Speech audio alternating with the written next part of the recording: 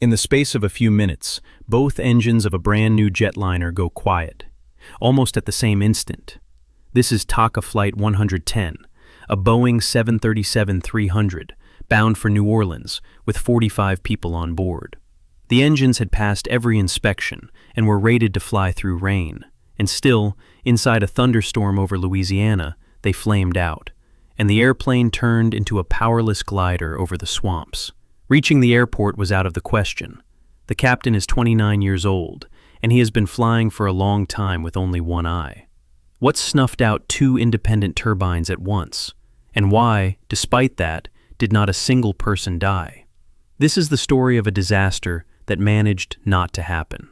On the 24th of May, 1988, TACA Flight 110 is flying a route that is routine for the region: San Salvador, a stop in Belize City, then a leg across the Gulf of Mexico to New Orleans.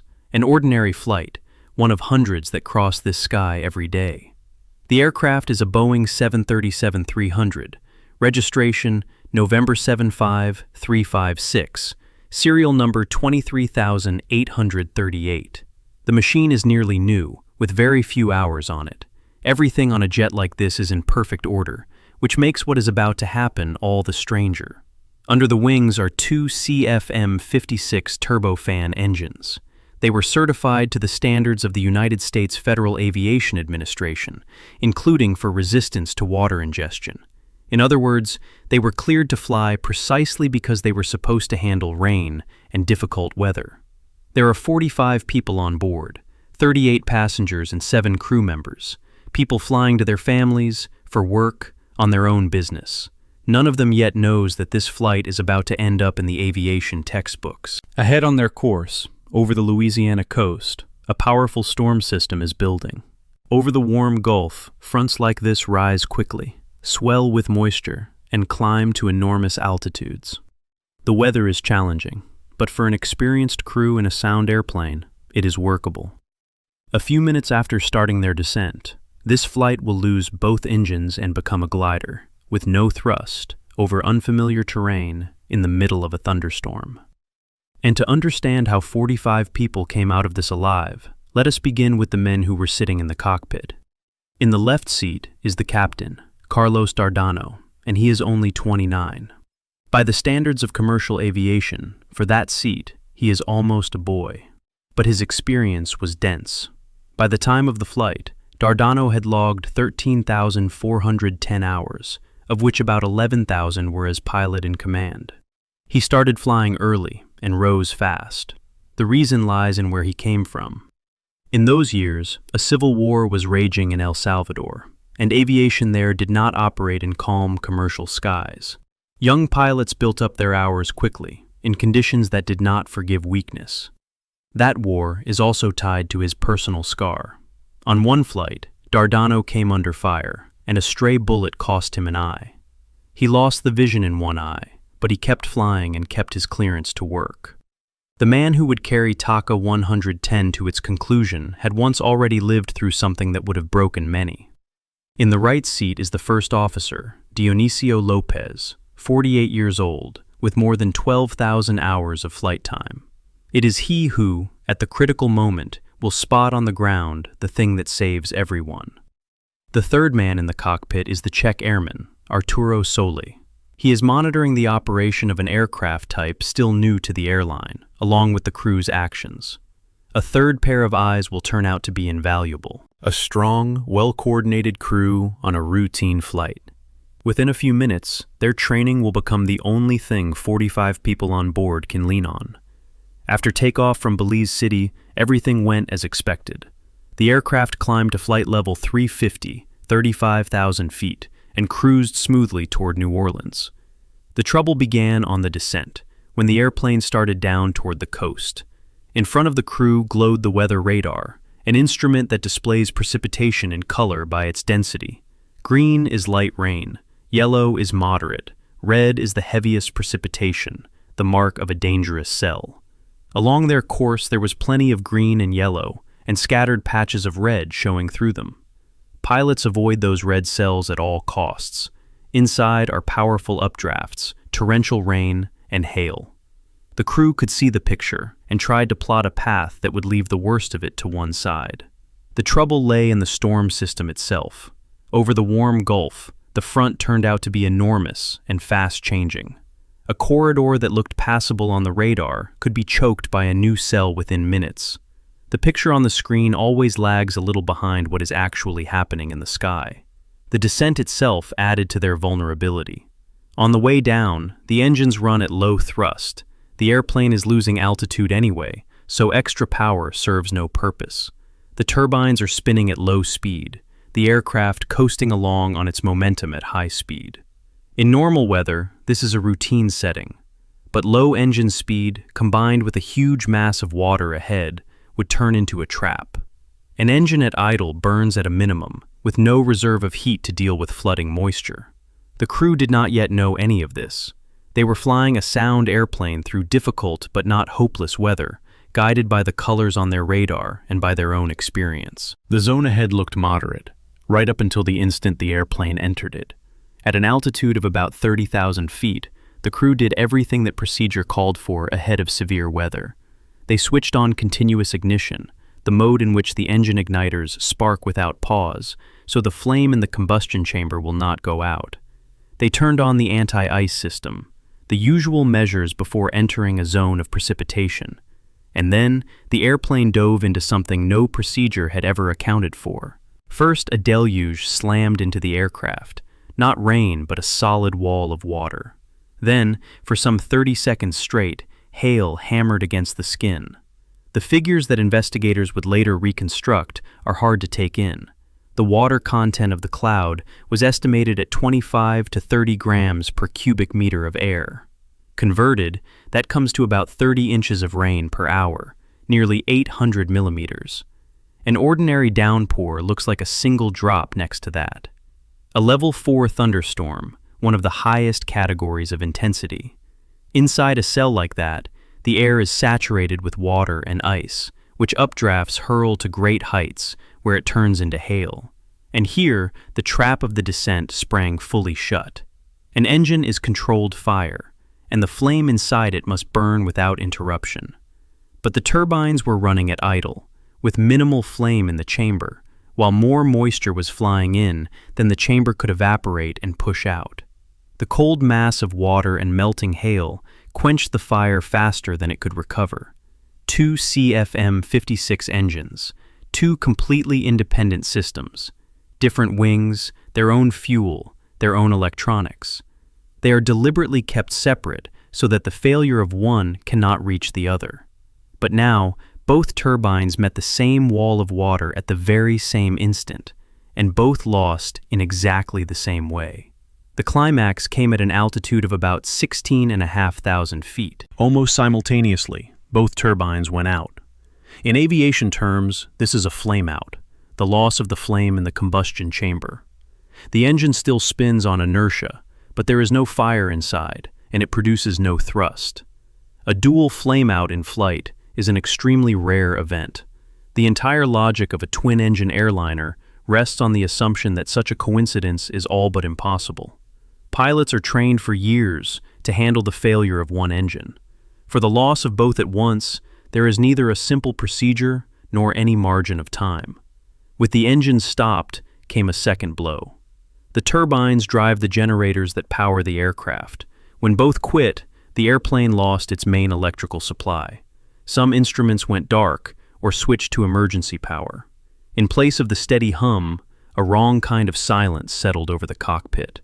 This was no longer an airliner, but a heavy glider. A Boeing 737 can glide without thrust. The wing holds it in the air as it descends, trading altitude for distance. But flying a machine like that has to be done flawlessly. The altitude margin is small, and there will be no second attempt. The situation was almost beyond the limit. Below them was unfamiliar terrain, the swamps and channels of the delta. All around were the storm, the rain, the poor visibility, low clouds overhead. The altitude was melting away with every second, and the engines that could have fixed everything were gone. The airplane was still flying, but it was doomed to come down. The only questions were where and how. The time for talk and analysis was over. Every second of descent ate up part of the space left for maneuvering. What comes next is what would turn a near-certain tragedy into one of the most famous successful landings in history. But before searching for ground, the crew would try the one thing that might change everything: bringing the engines back to life. They had to act largely from memory and from training. There was no time to read long checklists, and some instruments were working at half strength. Every step was an attempt to relight at least one engine and restore thrust. First, they had to bring back electrical power. For that, the aircraft carries an auxiliary power unit, a small gas turbine in the tail that provides no thrust but drives its own generator. At an altitude of about 10,500 feet, they managed to start it. The aircraft had electricity again, and the instruments came back to life. With power restored, the pilots tried to revive the main engines. It worked, in part. Both turbines started again. For a moment, hope appeared. If the engines could spool up to normal operation, it might still turn out all right. The hope did not last long. Neither engine would give thrust above idle. They were turning, but they could not be accelerated to working power. Something inside had been seriously damaged. The wall of water and hail had not passed over them without a trace. Worse still, the right engine began to overheat. Every attempt to add power drove the temperature past its allowable limit. Pushing the damaged turbine any further was dangerous. It threatened a fire or a breakup right there on the wing, and an uncontrolled blaze would have been added to the disaster. The choice was harsh. Hold on to the overheating, idling engines in hope of a miracle, or accept that there would be no thrust and remove the extra risk. Dardano and his colleagues chose the latter. Rather than lose the airplane entirely, they shut the engines down themselves. From that second on, the question of thrust was closed for good. The aircraft became a glider, now by deliberate choice. All that remained was to stretch every last foot of remaining altitude to a place where a powerless airliner could be set down. And that place had to be found right now, looking down through the rain. The first instinct of any pilot is to make for the airport. But the math was merciless. The international airport at New Orleans was too far away, and the altitude for a powerless glide too low. Reaching a concrete runway was physically impossible. Below them stretched terrain almost unsuited for a landing. The eastern outskirts of the city, the swamps, bayous, and channels of the Mississippi Delta. Right there sat the large NASA Michoud industrial complex, where components for space rockets were assembled, and not far off lay the vast Lake Pontchartrain. There was nowhere a level, solid stretch resembling a runway. In those seconds, the first officer proved decisive. Dionisio Lopez spotted, to the right of one of the channels, a narrow, grassy embankment, a levee. Berms like these run along the water to hold back flooding. It was narrow, but straight, long, and free of obvious obstacles. Lopez proposed landing there. Dardano weighed the option and agreed. It was, in all likelihood, the only level corridor within reach. They decided in an instant. There was not a single second of spare altitude left for hesitation. At the same time, they had to warn the ground. Lopez transmitted a distress call, Mayday. It is the international signal of a direct threat to life and a request for immediate help. Controllers and rescuers now knew the aircraft was in distress, even though no one could help it reach a runway anymore. The task was all but impossible. Landing a heavy jet airliner without thrust is already at the edge of the possible. Doing it onto a narrow, grassy berm, in the rain, with one attempt and no margin for error, is something not rehearsed on any simulator. The decision did have one advantage. A straight levee allowed a clean approach, with no sharp maneuvers near the ground. One critical task remained.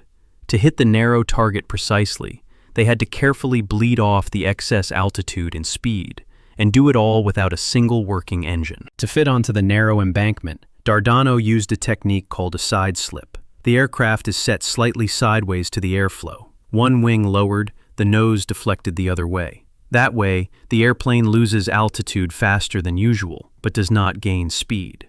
Without engines, it is the only way to shed excess altitude without building up dangerous speed. Precision here had to be absolute. Too shallow, and the airplane would miss the levee, falling into a channel or the swamp. Too steep, and the impact with the ground would be devastating. The captain flew the glider along the finest of margins, holding the trajectory by hand, through the rain, with no right to a second approach. The attempt succeeded. The airliner touched the grassy berm and rolled along it, bleeding off the last of its speed. The machine came to a stop, not broken, not collapsed, not slid into the water. The heavy Boeing 737 stood on a narrow levee, as though on a runway that no one had ever built for it. The outcome is almost unbelievable. All 45 people on board survived. There were no serious injuries, only minor ones to a few individuals. The evacuation went calmly, without panic and without fire. The aircraft itself was no less astonishing. The structure survived almost completely intact. The airplane got off with cosmetic damage, dents from the hail and chips in the paint on its skin. No fire, no break in the fuselage, no torn-off parts. It is worth understanding that this is not how it usually goes. A powerless landing of a heavy jet airliner almost always ends in tragedy, or at best, serious destruction. To do it on an improvised dirt strip, in a thunderstorm, and save both the people and the machine at once, is an outcome no calculation ever counts on. That day, the crew's skill, a levee that happened to appear at the right moment, and the strength of a new airframe came together in the rarest of coincidences. But one question remained open. Why had both turbines gone out at all on a sound, recently built aircraft? Investigators set out to find the answer. The investigation was led by the United States National Transportation Safety Board, the NTSB. It is an independent agency that examines aviation accidents and determines their causes. This case was unusual. The airplane nearly intact, the crew alive, every participant available to be questioned in detail. At first, the picture seemed simple. The airplane flew into a severe thunderstorm, the engines went out, the weather was to blame. Investigators quickly confirmed it. The aircraft had mistakenly entered a level 4 storm cell, a zone of extreme precipitation. But behind that explanation stood a far more troubling question. And yet, the CFM56 engines had honestly passed all the official tests and met the current Federal Aviation Administration standards. On paper, they were rated to fly through rain. So how had both turbines, fully compliant with every norm, gone out almost simultaneously? Data was gathered from every direction. They pulled the weather radar records and the reports on the storm system over Louisiana. They studied exactly what had failed inside the engines themselves. They reconstructed the crew's actions and the flight parameters on the descent. The simple explanation that the engines had been flooded with water did not add up. Airplanes fly through heavy rain all the time and do not lose both turbines at once. So, in this particular cell, there had to be something more destructive than an ordinary downpour. It remained to understand exactly which factor had stepped over all the protective calculations. The investigation's attention shifted from the rain to another part of that storm. For about 30 seconds, hail had pounded the airplane, ice particles small and large, hurled to great heights by the updrafts. More and more, it became the prime suspect. The question was this: why is hail more dangerous than rain for a jet engine? After all, both are water, frozen, or liquid. To understand the difference, engineers had to look inside the engine itself and trace the path of a particle that entered it. Testing and analysis gave an answer that was unexpected but logical. To grasp it, picture how a turbofan engine is built. At the front spins a large fan. Most of the air it drives flows around the outside of the engine and creates thrust.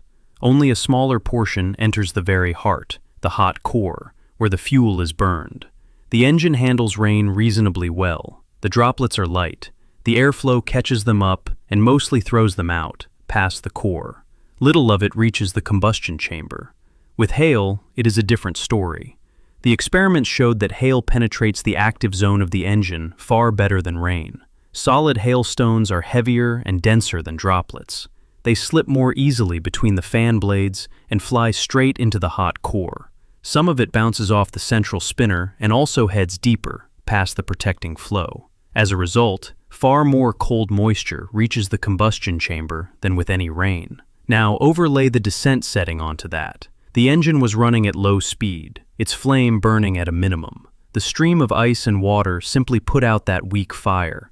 There was not enough heat to evaporate and expel everything that had flown inside. That is how the double failure came together. Not a single factor, but a coincidence of several. An extreme storm cell, a great deal of hail, and an unfavorable low-thrust setting on the descent. On its own, each could have been survived. Together, they snuffed out both turbines almost simultaneously. The most troubling conclusion concerned the standards. The certification standards of that time tested engines for rain, but underrated hail. The turbines of TACA 110 had withstood exactly what was demanded of them in testing. It was just that the tests themselves did not reflect the real threat the airplane met over Louisiana. In other words, the failure was not due to a defect or an assembly error. It exposed a gap in the very rules for clearing engines to fly. And a gap like that, in aviation, does not go without consequences. The industry responded at once on two fronts: rules and technology. Regulators revised the engine certification standards. The changes touched the norms known as Title 14 of the Code of Federal Regulations, Part 33, Section 77, and the requirements tied to it. The substance was what, exactly, engines had to withstand when moisture entered them, and how. The key change took shape by 1998. The standards introduced direct requirements for engines to keep running at certain concentrations, not only of rain, but of hail. Now, to certify an engine, you had to prove it would keep working in conditions close to those TACA 110 had met. The gap the accident exposed was closed at the level of law. The manufacturer's engineers took up the matter as well. CFM redesigned the CFM56. A sensor appeared that, in heavy rain or hail, switches on continuous ignition by itself, without waiting for a command from the crew. This reduces the risk of a flameout at the critical moment. The geometry of the air path was changed too. The engine's nose spinner was reworked to throw hail more effectively away from the core. The arrangement of the fan blades was adjusted to make it harder for particles to slip inside. Drain valves were added to let accumulated water out. All of it struck precisely at the mechanism that had nearly destroyed the flight. Crew's handling of weather was reviewed separately as well. Procedures for using the weather radar and the rules for avoiding storm cells were clarified. How to read the red zones, what margin to keep, how not to fall into that very trap of low thrust on a descent through heavy precipitation. And so a single flight in which no one died changed how engines are tested worldwide for resilience to the elements. It is the usual path in aviation, even if a happy one. An accident exposes a hidden flaw, and the investigation turns it into new requirements for everyone. But this story has one more turn, perhaps the most incredible of all. It concerns neither the people nor the rules, but the aircraft itself. November 75356, and what became of it after that day. Usually, after an emergency landing, an airplane becomes a heap of wreckage that is broken up and written off. Here, it went the other way. November 75356 stood on the levee essentially intact, and that raised a reasonable question. What do you even do with an undamaged machine in the middle of the swamps? The decision they made was bold. Since the airplane was intact, there was no point in dismantling it. It could be flown out under its own power. Right there on the levee, the failed engines were replaced with new ones. Everything unnecessary was stripped from the aircraft, the seats, the equipment, and only a minimum of fuel was left, to make the machine as light as possible. For takeoff, they used a nearby road, Saturn Boulevard, by the Michoud complex. This stretch had once served as a runway for the plant's aircraft. The lightened Boeing 737, with its new engines, accelerated along it and lifted into the air, from almost the very place where it had recently landed without a single working engine. The airplane was ferried away for a full repair. After restoration, it returned to service and once again became an ordinary commercial airliner. The machine that had survived a dual failure and a landing on a levee went on serving faithfully for many more years. From there, its fate can be traced better than that of many. Later, the aircraft flew in the United States under the registration November 697 Sierra Whiskey. It was retired only in 2016, almost 3 decades after that day over Louisiana. The airplane outlived its own legend by an entire working lifetime. So what proved decisive in the story of TACA 110? The machine, the weather, or the people. The weather set a trap that the rules of the time had not foreseen. The technology both failed by quitting and saved them by surviving the landing. But it was the people in the cockpit who decided everything. A young captain with one eye, an experienced first officer who spotted the levee, and an instructor beside them, in a matter of seconds, with no right to a mistake, made the right decisions. A flight that should have become a tragedy went down in history as proof of something simple. Skill and composure can wrench 45 lives out of an almost hopeless situation.